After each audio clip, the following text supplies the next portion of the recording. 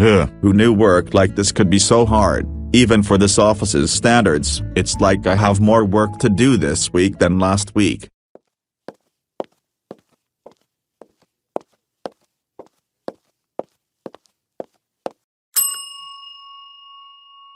Okay everyone, it is 5 p.m. You may all go home now. Bye Ms. Peterson. See you tomorrow. I have some interests and ideas I want to share with you tomorrow. I am excited to be hearing them tomorrow, Maria. And just where do you think you're going, Anderson? You and I need to have a talk. In my office.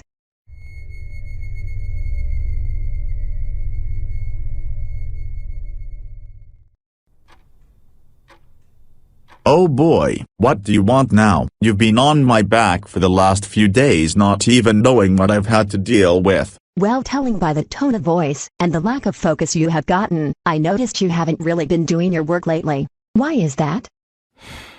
I'm sorry boss, you see, I've had a lot to deal with last week. My son getting a cold after being locked in the freezer by my so-called role model of a brother, my other son being a handful as usual so much that he can't behave for one day, me revisiting my abusive brother, the fact that I don't care about the amount of what you've dealt with.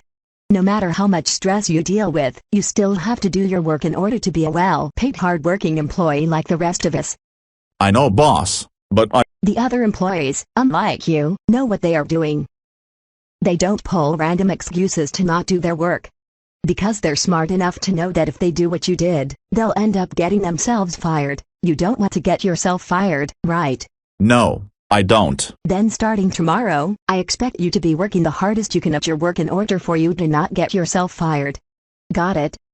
Yes boss, I'll try. Don't try. Actually do it. Because I cannot have one employee who refuses to do his work. Now go home, Boris. You're free to go.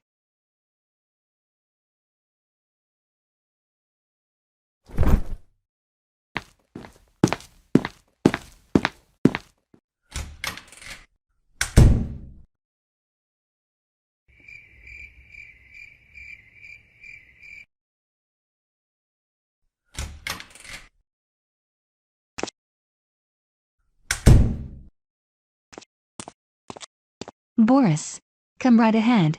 You're just in time for dinner. Daddy. Welcome home, How Daddy. was work? Well, it was Talk about it at the table. I'm sure they would love to hear. So Daddy, tell us about your day at work. Okay. The other employees, unlike you, know what they are doing. They don't pull random excuses to not do their work. I'll talk about it later, if that is okay with you guys. Okay. That's fine with Rosie. That's okay, Daddy. Does anyone else want to mention their day in the meantime? Ooh, me.